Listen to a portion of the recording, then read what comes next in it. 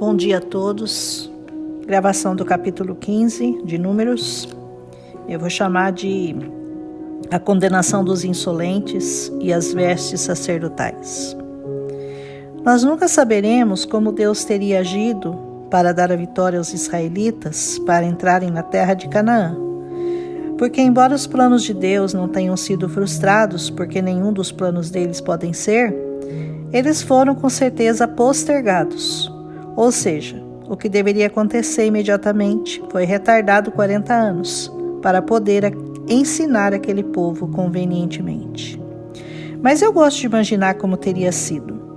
Você já pensou sobre esse capítulo da Bíblia sendo escrito em como Deus deu a eles a essa terra? Deus é o Deus do inusitado, e por mais que nós tentemos imaginar, jamais conseguiremos, porque nossos pensamentos não alcançam os de Deus. Bom, mas já que a falta de fé deles retardou o propósito de Deus para aquele povo, vamos então continuar a segui-los em sua jornada, analisando e aprendendo lições que podem ser muito úteis a nós, para que nós também não retardemos as promessas que Deus tem para nós. Esse capítulo mostra que logo após o juízo de Deus sobre os incrédulos e murmuradores, Moisés vai repetir as leis ao povo no Sinai, para que eles as tivessem frescas na memória quando entrassem na terra prometida, mas com uma diferença agora. Além das ofertas normais, que eram o carneiro, eles também deveriam fazer uma oferta alçada, acrescentando produtos daquela terra que Deus daria a eles, a farinha e o fruto da vide. Versículos 4, 5 e 6. Bom, a questão aqui era por que Deus estava pedindo para que trouxessem não só a oferta queimada, mas também a alçada. Versículos 19, 20 e 21. Deus não precisa de alimento nem de bebida, certo? Certo. Então temos que entender que Deus está aqui trabalhando princípios. Um deles seria o de manter a casa do Senhor e os sacerdotes que nela trabalhavam ou que faziam a expiação pela congregação abastecidos e que nada lhes faltasse. Lembre-se que toda a tribo de Levi trabalhava só para o Senhor, e não eram poucos, mais de 8.000, como nós vimos, que tinham que ser alimentados para poderem trabalhar na casa do Senhor. Deus precisava preparar o coração daquele povo, que ia entrar em uma terra produtiva, a não se apegarem às coisas que ela daria, mas que eles se mantivessem fiéis a Deus em proporção àquilo que receberiam. Ora, Deus não deu a eles uma terra que manava petróleo, como todas as terras ao redor de Israel têm, e são ricas nisso. Mas por que será? É muito simples. O petróleo, por ser um dinheiro fácil, que brota do chão, alimenta, na verdade, meia dúzia de sheiks que se apropriam dele, e o resto da população vive na miséria e são explorados. Mostra também que, mesmo tendo um tesouro fácil às mãos, eles não são prósperos, porque não têm a bênção do Senhor. Ora, Israel teve que aprender a plantar, e não é à toa que eles conseguem ser os maiores agricultores e produtores de cereais no mundo em pleno deserto. Conseguiram fazer a água do mar ser boa e própria para consumo. São os maiores exportadores de tecnologia de ponta do mundo. E como conseguiram isso? Porque compreenderam o princípio do doar, do ajudar sua comunidade para sobreviver. Dificilmente você encontrará um judeu pobre, porque eles se ajudam, eles veem o outro em dificuldade e eles não têm problema nenhum em doar e repartir o que têm. Foi algo que Deus ensinou a eles no deserto. É a cultura e a fé deles que os faz próspero. Na matemática de Deus, funciona assim: quanto mais você dá, mais você tem. Deus então está ensinando esse princípio, pedindo sempre que eles doem mais e mais. Na conta de Deus, o dividir sempre é multiplicar.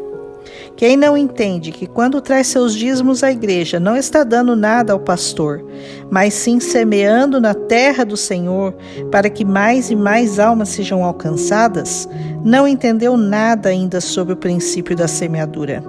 Não existe terreno mais próspero para semear do que o das almas. Cada uma delas entrará no seu galardão e o valor delas é muito superior a tudo que podemos comprar com o dinheiro dessa terra. O problema é que para desejarmos e entendermos esse princípio, precisamos de fé. E isso não vem de nós, vem de Deus.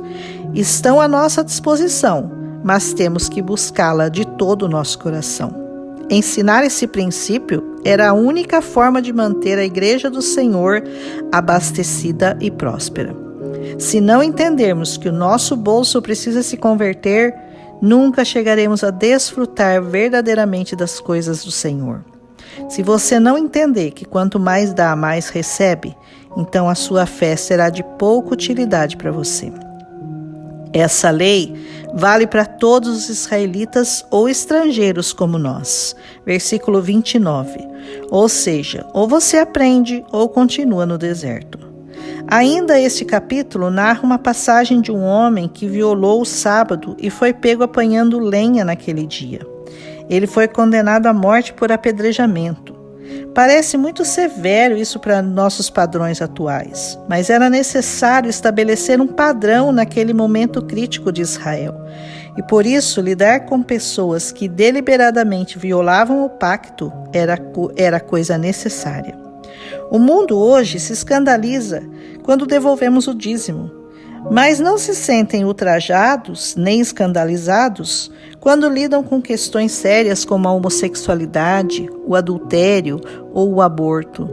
Estão mais preocupados com a crítica aos que querem obedecer ao Senhor do que com aqueles que deliberadamente fazem coisas totalmente contrárias ao Evangelho que nos foi pregado e pelo qual Jesus morreu. A partir do versículo 37, Deus pede a Moisés para falar aos filhos de Israel que fizessem franjas nas bordas de suas vestes e nas bordas das franjas colocassem uma faixa azul. Essas franjas eram um sinal externo do pacto de fé daquele povo. Esse costume foi seguido até os tempos de Jesus e permanece entre os judeus ortodoxos até hoje. Era um símbolo que refletia a lembrança e o cumprimento dos mandamentos dados pelo Senhor. Jesus era reconhecido como sacerdote pelas suas vestes. A mulher do fluxo de sangue de Mateus 9:20, por exemplo, tocou nessas franjas para ser curada. Que nós então nos vistamos dessas vestes espirituais, para nos lembrarmos sempre de não sermos guiados por nossos desejos carnais, por nossa própria vontade, mas sim para que sejamos guiados pelo Espírito Santo, pelas promessas e pela vontade de Deus para nós. E qual é a vontade dele? Que o reconheçamos como aquele que controla nossas vidas e que tem domínio total sobre elas. Quanto mais nos submetemos a Deus e nos vestimos dessa palavra, mais perto nos achegamos a Ele e Ele a nós. O final desse capítulo é para ser lembrado e repetido, pois é o selo final que Deus coloca em nós para que entendamos qual é o propósito de tudo em nossas vidas. E diz assim, versículo 40, para que vos lembreis de todos os meus mandamentos e os cumprais, e sejais santos ao vosso Deus. E o 41, eu sou o Senhor vosso Deus, que vos tirei da terra do Egito, para ser vosso Deus. Eu sou o Senhor vosso Deus. Precisa dizer mais alguma coisa? Não, né? A palavra fala por si mesmo. Um abraço em Cristo Jesus, Senhor e Salvador de nossas almas que estavam cansadas e sedentas, mas que agora encontraram paz e a água da vida para beber. Até amanhã, nessa paz, a paz do Senhor.